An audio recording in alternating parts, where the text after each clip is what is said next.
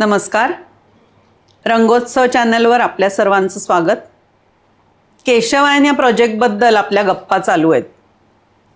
आधी आपण ज्या गप्पा मारल्या होत्या त्या आम्ही पोवाडा स्वरबद्ध कसा केला आणि स्टुडिओत आमचे काय काय अनुभव आणि तेव्हाचे किस्से हे आपण सगळ्यांनी ऐकले.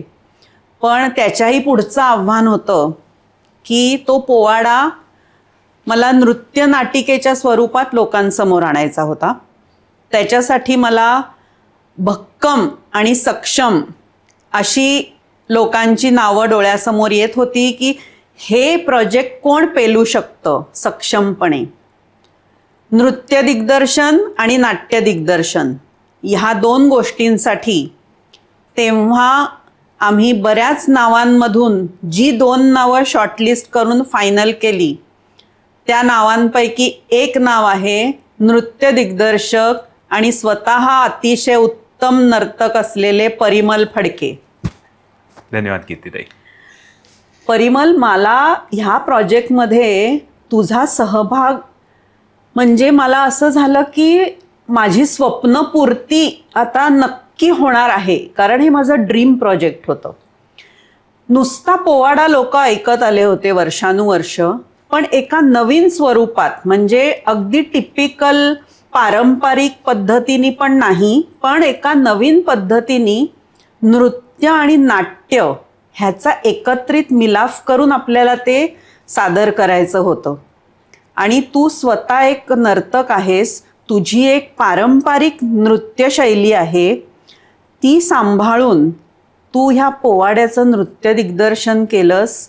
तर मला तुझे अनुभव ऐकायचेत आणि सगळ्यात आधी ते तुझं अफलातून नृत्य दिग्दर्शन होतं, त्याबद्दल तुझं खूप कौतुक. धन्यवाद कीर्तिताई. मला आधी तुलाच धन्यवाद द्यायचे आहेत की तू मला हा प्रोजेक्ट दिलास. कारण की एकतर पहिलं शिवधनुष्य तू पेलस, कारण की प्रबोधनकारांचं काव्य हो. ते परत केदारदादांनी संगीतबद्ध करणे, आणि नुसतं संगीतबद्ध करणे नाही तर त्याच्या पलीकडे त्याला एक दृश्यात्मक स्वरूप देण्यासाठी त्याचं नृत्यनाट्य म्हणून त्याचं एक वेगळं व्हिज्युअलायझेशन. तर अशा प्रकारचा प्रयोग मी पहिल्यांदा करत होतो. त्याच्या आधी लोकनृत्यावरचे काही प्रोजेक्ट्स केले होते, पण त्याच्यात त्याची धाटणी वेगळी होती, त्याचं स्वरूप वेगळं होतं. इथे म्हणजे नृत्याचं काहीतरी एक उद्दिष्ट आहे जिथे तुम्हाला वीररस, अद्भुत रस आणि या पूर्ण युद्धाच्या सीन्सना उत्तमरित्या, नुसतं ड्रमॅटिक नाही, नुसते थिएटर नाही, तर त्याला रसिकांपर्यंत पोहोचवण्यासाठी युद्ध आणि नृत्य ह्याचा कुठेतरी मिलाफ खूप आव्हानात्मक होतं. खूपच बऱ्यापैकी आव्हानात्मक होतं. पण केदारदादाचं संगीत मला वाटतं काय चार चांद लग गए असं म्हणूयात. कारण की त्याच्यामुळे त्या स्वरूपाला एक मिती आली, त्याला एक परीघ मिळाला. आणि ते मिळाल्यानंतर मला वाटतं माझ्या साईडहून जे मला करायचं होतं म्हणजे एकतर उत्तम नर्तक यांचं चयन करणं, निवड करणे. आणि आपण 2012 या काळाचं बोलतोय, जेव्हा आज जे काही इंस्टाग्राम रील्स आणि डान्सनी जे काय आपण रियालिटी शोजनी जे काय आक्रमण केलेलं आहे, त्याच्यामुळं डान्स आणि कोरिओग्राफी सुद्धा हा शब्द आता घरोघरी प्रत्येकाला माहीत आहे. तर आपण 2012च्या बद्दल बोलतोय, ज्यावेळेला अशा रीतीने हे फोफावलं नव्हतं. त्यामुळे कास्टिंग करणं डान्सर्सचं जे काय आज सोपं झालंय की तुम्ही नुसते एक इंस्टाग्राम स्टोरी पुटअप करा की कास्टिंग कॉल, तशा रीतीने करता येत नव्हतं. तुम्हाला एक डान्सचं नेटवर्क माहीत असायला हवं होतं. आणि तसंच आम्ही ती मोहीम केली. कसे शोधलेस तू? एकतर मी काही प्रोजेक्ट्स केले होते आधीचे, त्याच्यात मला काही पाश्चात्य नृत्यामध्ये, काही लोक नृत्यामध्ये करणारे टीम्स माहीत होते. त्यांना मी एकत्र त्यांच्या जे शिक्षक आहेत, इन्स्ट्रक्टर्स आहेत, त्यांच्याकडे हे मेसेजेस पास ऑन केले. त्याच्या ऑडिशन्स घेतल्या, कारण की आम्हाला ऍक्टर्सची जी काय कास्टिंग झाली होती त्यांच्या हाईटपेक्षा जास्ती किंवा त्यांच्या हाईटपेक्षा खूप कमी असे घेऊन चालणार नव्हते. शेवटी तुम्हाला बरोबर ते सिस्टमॅटिकली व्हिज्युअलायझेशनसाठी ते सिंक्रोनाइज दिसायला पाहिजे, कारण की शेवटी दृश्य माध्यम आहे. आणि दृश्यमध्ये तुम्हाला बॅलन्स दिसणं फार गरजेचं आहे. आणि नाट्य आणि नृत्याचा तुम्हाला बॅलन्स ठेवायचा. बरोबर आहे. तर ते व्हिज्युअल उत्तम दिसणं आणि त्याच्यासाठी फिजिकल अपिअरन्स हा अत्यंत महत्वपूर्ण ठरतो. त्यामुळे ते करण्याच्या मागे भरपूर आम्हाला पळावं लागलं. आणि त्याच्या पलीकडे त्यांना कुठल्याही स्टाईलमध्ये स्वतःला मोल्ड करता यावं, कारण की सुरुवातीला गोंधळ होता, पण नंतरचे सिक्वेन्सेस हे थोडेसे थिएट्रिकल होते. आणि मग युद्धाचा सिक्वेन्समध्ये ऍक्शन होतं, पण तरी तुम्हाला ते नृत्याद्वारे पण करायचं होतं. तर ह्याच्यात क्विकली अडॅप्ट करता यावं, आत्मसात करता यावं आणि लगेच करता यावं, म्हणजे प्रवीण असायला पाहिजे बेसिकली. मला एक आठवतोय आता, देवीचा गोंधळ तर पारंपरिक याच्यामध्ये करू शकतो, पण तू जे म्हणतोयस की व्हर्सटॅलिटी पाहिजे होती त्या डान्सर्स मध्ये, तर एक मला सीन आठवतोय की ती मोगल सेना जेव्हा गाफील होते, बरोबर आहे, तहाचं वृत्त येतं तेव्हा, बरोबर, तेव्हा तिथे असं सगळं राग रंग वेगळेच सुरू होतात. बरोबर. तर त्याच्यासाठी एक केदारनी स्पेशल एक पीस त्याच्यात अरेबिक म्युझिक सारखा टाकला आहे. बरोबर आहे. तर त्या कोरिओग्राफीचं सांग जरा. तो पूर्ण छावणीचा सिक्वेन्स होता आणि त्याच्यात ते मस्त होऊन दारू पितायत, सगळे त्यांची जोश चालू आहे. आणि त्याच्यात आम्हाला काही बेली डान्सिंग सिक्वेन्सेस आम्ही इव्हॉल्व केले होते, त्याच्यात ठेवले होते, प्लेस केले होते. आणि त्याच्याबरोबर त्या आर्मीचं इंटरॅक्शन, सो पूर्ण फक्त नृत्य नव्हतं, पण त्यांचा ऍक्शन रिॲक्शनचाही तितकं फार महत्वपूर्ण त्याच्यात कॉन्ट्रीब्युशन होतं. आणि परत मला वाटतं अशा सिक्वेन्सेसना चॅलेंज असा असतो की ते कृत्रिम दिसता कामा नये. बरेच वेळेला असं होऊ शकतं की जेव्हा तुम्ही खूप जास्ती cut to cut time wise करत जाता, त्यावेळेला ते फार जास्ती कृत्रिम दिसायला लागतं. मला वाटतं या प्रोजेक्टमध्ये दरवेळेला ह्याचं हेच आव्हान आहे की संगीतबद्ध असून त्याला काही विशिष्ट काउंट्स किंवा सायकल्सची मर्यादा जरी असली तरी कोरिओग्राफी करत असताना अशा रीतीने तिथे काही फ्री मुवमेंट्स ठेवणं अपेक्षित आहे की जिथे ते एकदमच साचेबद्ध आणि एकदमच रिजिड वाटता कामा नये. पण ते एका फ्लो मध्ये छानच तुम्ही सादर केलं होतं.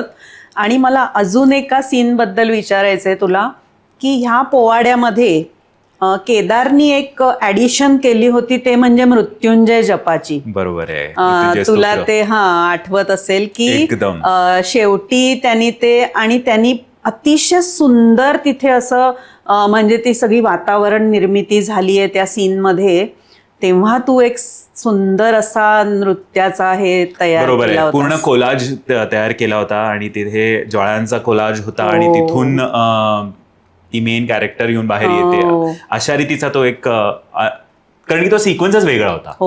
मला वाटतं तिथे केदार दादालाच मी क्रेडिट देईन की त्यांनी काहीतरी ते एकदम वेगळं व्हिज्युअलाइज केलं होतं. आणि तिथे तुम्ही मृत्युंजय स्तोत्र हे व्हिज्युअलाइज करत नाहीत अशा ठिकाणी बरोबर तिकडे तो आला होता. म्हणून मला वाटतं म्युझिक ड्राईव्हज यू. आणि ह्या पण त्यात तुझी पण खूप जास्त प्रतिभा दिसून आली होती, कारण आम्हाला म्हणजे आम्ही जेव्हा ते ऐकलं की अरे हा सीन आता कसे करतील हे नर्तक सगळे, आणि बरोबर, पण तू त्या ज्वाळांचा जो काही तिथे कोरिओग्राफी दिली होती खूपच सुंदर. मला वाटतं आणि तो काळ खूप सगळ्या लाईटचा काळ नव्हता. आता जे काय आपण बऱ्याचशा गोष्टी LED प्रोजेक्शन आणि त्याच्यावर येणारच होते की लाईट इफेक्ट्स तुम्ही कसं काय हे केलं, तेव्हा इतके लिमिटेड तुम्हाला सगळे रिसोर्सेस होते. बरोबर आहे. मला वाटतं एक गोष्ट जी स्पष्टपणे ओमच्या टीम आणि तुझ्याकडून पण दरवेळेला येत असे ते म्हणजे भावपूर्ण आणि रसपूर्ण असणं अपेक्षित आहे. म्हणून हालचालींद्वारे आणि त्या पूर्ण डिझाईनद्वारे जर का तुम्ही भावपूर्ण आणि रसपूर्ण केलं तर लाईट्सची मग इतकी गरज पडत नाही. बरोबर. सो संगीताने ती बऱ्याच पैकी ती भरून काढली होती. आता आम्हाला करायचं होतं की त्या संगीताला आणि अर्थातच की आता काव्याला पूर्णपणे न्याय देणं गरजेचं होतं. त्यामुळे दरवेळेला बॅलन्स जो आम्हाला ठेवायला लागायचा म्हणजे एकतर डान्सर्स हे फक्त डान्सर दिसता कामा नये, ते डान्सर ऍक्टर दिसावे, आणि ऍक्टर ते फक्त ऍक्टर दिसता कामा नये, ते ऍक्टर डान्सर दिसावे. म्हणजे आता जे आपण म्युझिकल आणि डान्सिकल हे सराईतपणे हे शब्द वापरतो, तर 2012 साली तू प्रोड्यूस केलेल्या या रचनेत ऑलरेडी त्याचं व्हिज्युअलायझेशन झालं होतं. तर मला वाटतं हा प्रोजेक्ट अहेड ऑफ टाइम म्हणता येईल हो. किंवा दिस प्रोजेक्ट काइंड ऑफ अनाउन्स्ड की पुढे हे म्युझिकल्स येण्याची शक्यता नकारता येत हे नाही. आणि आपण परदेशात जे ऑपेराज बघतो बरोबर आहे. त्याच्यात तुला काही असं वाटतं साधर्म्य? ऑपेराज प्रामुख्याने आपण नाट्यसंगीताच्या बरोबर कम्पेअर करू शकतो. पण Okay. ह्याचा आपण कम्पेअर करू शकतो ब्रॉडवे म्युझिकल्स. अच्छा. ब्रॉडवे म्युझिकल्स अर्थात ऍक्टर स्वतः गातात, पण साधारण त्याचा ट्रॅक असाच असतो की ऍक्टर्स हेच गातात, हेच नृत्य करतात आणि नर्तक हेच ऍक्टिंग करतात आणि गातात. त्यामुळे अशा रीतीने ते पूर्ण गोष्ट रंगत असते. मला एक फार इंटरेस्टिंग गोष्ट आठवतीये म्हणजे की पावनखिंडाचा सिक्वेन्स होता, तो कोरिओग्राफ करायला जाणार होतो आणि मला मलेशियाला जायला लागलं होतं. कारण की मला तिथे माझा रिसर्च पेपर सिलेक्ट झाला होता. त्यामुळे माझी जी असिस्टंट आहे सई, तिला मी तो पावनखिंडाचा सिक्वेन्सच्या बाबतीतचे मुवमेंट्स आणि सई शेट्टे, बरोबर सई शेट्टे, तिला मी आठवतेय. पूर्ण तो सीन आणि त्याची कोरिओग्राफी साधारण आम्ही डिसाईड केली होती. आता तो काळ ऑनलाईनचा काळ नव्हे की जिथे मी तिकडून फोन करून किंवा स्काईप किंवा झूम कॉल करून सांगू शकतो की अगं तू असं कर, लेट्स ट्राय दिस, आणि लाईव्ह आपण करू शकतो आता. तर आम्हाला त्याचं होमवर्क आधी करायला लागलं होतं आणि मी मलेशियाला एक साधारण 4 ते 5 दिवस गेलो होतो. तिने तो पावनखिंडाचा सिक्वेन्स सगळ्यांना घेऊन पुढे बनवला होता आणि नंतर आम्ही येऊन फायनली ते सील्ड डील केलं. सई, तुझं पण कौतुक खूप. तुझ्याशी मी गप्पा मारीनच. मला अजून एक असं वाटतं की ऍक्च्युअल आता लढाईचा जो सिक्वेन्स होता, बरोबर, म्हणजे तो शेवटचा जो लढाईचा सिक्वेन्स होता, बरोबर आहे, तो खूप अशी म्हणजे प्रचंड लढाई दाखवायची होती. बरोबर आहे. आणि साऊंड इफेक्ट्स अर्थात आधी होतेच आपल्याकडे, बरोबर आहे, त्या पोवाड्याच्या रचनेमध्ये केलेले, पण तेवढंच इफेक्टिव्ह पण लिमिटेड कलाकारांबरोबर तुला ते करायचं होतं. तर ते लढाईच्या सिक्वेन्स बद्दल तू कसा विचार केलास? मला वाटतं जेव्हा आपण कोरिओग्राफीच्या दृष्टिकोनातून विचार करतो त्यावेळेला एकतर जसं की सांगितलं की ऍक्टर आणि डान्सरचा अर्थातच हालचालींचं वैविध्य आणि त्यांच्याकडे भांडार असतोच. ऍक्टरकडे लक्ष असतं जास्ती इमोशन्स कडे. सो आम्हाला हालचाली अशा निवडायच्या होत्या ज्याच्यातला आपण स्टॅटिस्टिक्स मध्ये सेंट्रल मीडियन म्हणतो, बरोबर मध्य गाठायचा की जिथे ह्या हालचाली अशा मास्क होऊ शकतात ऍक्टर्सच्या बाबतीत, पण जेव्हा बॅक डान्सर्स असतील तेव्हा त्या हालचाली अधिक जास्ती समृद्ध करून ते ऍक्शन पॅक्ड दिसेल. त्यामुळे दरवेळेला आम्हाला हे बरोबर बॅलन्स करायला लागायचं की इथे या ऍक्टरला अशा हालचाली देता कामा नये की तो त्याच्यात बिचारा अडकेल आणि त्याच्या इमोशनला विसरेल, आणि हे होऊ शकतं. ऑन दी अदर हँड डान्सर्सच्या मुवमेंट्स मात्र अशा स्विफ्ट आणि हे राहायला पाहिजेत की त्या पूर्ण यशवंतराव किंवा त्या ऑडिटोरियममध्ये ते व्हिज्युअल सगळीकडे पूर्ण कोलाज भरून काढता येईल. म्हणजे तो फ्रेम भरून काढता यायला पाहिजे. म्हणजे एक कॅनव्हस बघितला तर त्या कॅनव्हसमध्ये कुठलीही जागा निगेटिव्ह स्पेस म्हणून रिकामी राहता कामा नये. आणि मला आठवतंय की ज्या लोकांनी ते अनुभवला तो त्या दिवशीचा सगळा नृत्य नाटिकेचा आविष्कार, ते सगळेजण नंतर मला फोन करून सांगत होते की हे जे तुम्ही प्रयोग केलाय हा तो अतिशय यशस्वी झालेला आहे आणि आम्ही ह्या पद्धतीची नृत्य नाटिका कधीही आम्ही कल्पनेत विचारही केला नव्हता की एखादा पोवाडा आपण असा बघू शकतो. बरोबर आहे.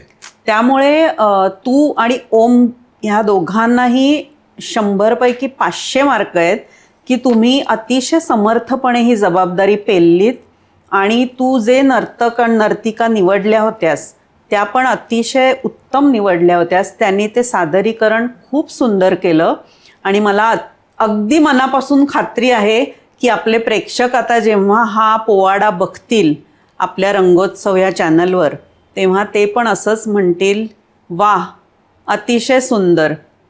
आणि तुला आणि ओमला ते मनापासून कौतुकाची थाप देतील पाठीवर. ह्या प्रोजेक्टमध्ये माझ्यासोबत इतकं उत्तम प्रकारे सहभागी झाल्याबद्दल परिमल तुझे मनापासून धन्यवाद. कीर्तीताई मनापासून धन्यवाद. कारण की शेवटी producer is the captain of the whole ship, म्हणून त्याला पूर्ण एंडपर्यंत पार करणं हे प्रोड्युसरच करू शकतो. त्यामुळे तू जे काय व्हिज्युअलाइज केलंस की हे पुढे व्हायला पाहिजे, याचमुळे हा पूर्ण प्रोजेक्ट झाला. त्यामुळे मनापासून तुझे देवाचे आभार. धन्यवाद.